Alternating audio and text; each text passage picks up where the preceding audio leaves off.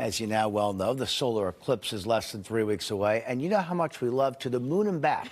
Any Connecticut connection. We sure do. Taylor Kids are actually found one all the way in space. She joins us now in studio with that story. Hey, Taylor. Hello. So I never thought I'd be talking about space toilets, but here we are. Happy Friday. Look It's at a great story. Look at that behind you. I love I that. know. It's a floating toilet, and I'll get to that in a second. But most weekends, you can find Heartland resident Don Rethke volunteering at the New England Air Museum.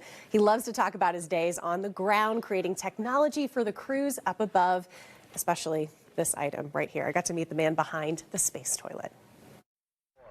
3, 2, 1, 0. We have a liftoff. When I was young, I thought it was impossible to go to the moon. If you couldn't jump that ditch or lift that bale of hay, you tell your buddy, that's impossible. That's like going to the moon. Guess what? About 40 years later, we were on the moon. Growing up on a farm in Wisconsin, Don Rethke never could have imagined that he would play a pivotal role in space exploration. I like machinery, so I knew I was going to be probably an engineer. After graduating with a degree in mechanical engineering in 1960, he served in the Navy for 3 years and then made his way to Connecticut for his biggest adventure yet. Hamilton Standard, now Collins Aerospace, right across the street over here. We got the contract in 1963 to build the first backpack to walk on the moon. Never done before. We had roughly 2,000 people working on spacesuits. The whole effort for the Apollo program to get to the moon back many years ago took 400,000 people, and the average age for the engineers were about 28 years old.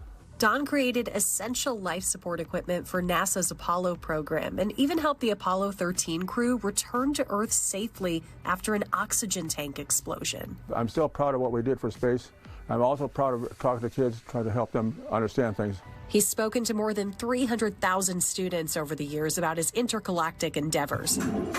But his claim to fame is the cosmic commode. I love to talk to families about pee and poo in space.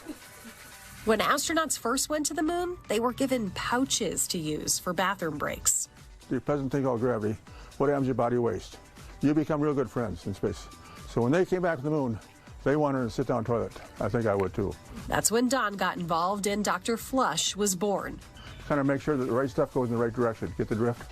His team created an air entrainment system to simulate gravity and create a safe separation of waste. You kind of float over to it and hold yourself down. Otherwise, you may have a premature liftoff or use the bathroom space. He may be an expert in number 2, but he's number 1 in our hearts. May the flesh be with you all. That's so amazing. many questions. May the flesh be with you. May the flesh be with you. That's the phrase that we have to use moving forward. But this is an example of some of the stories that you can expect when Kids Connection Goes to Space airs. That's Saturday, March 30th at 9:30 a.m. right here in NBC, Connecticut. We're going to have a lot of intergalactic fun. This is a digital exclusive for the show that we've been working on, but he is a character, but he has achieved so much in his career. But yeah, he's known for the space toilet.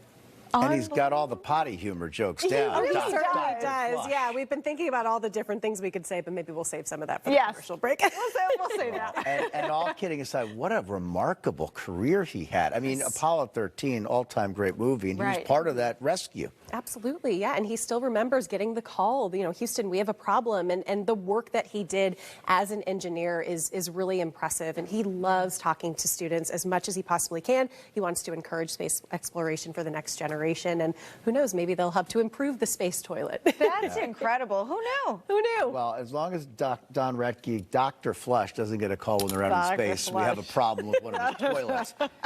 You can't hire a plumber in space. Pretty tough. I think they'll have to get a plumber up there. Not yet. Not yet. Taylor, Taylor, thank you. Thank you.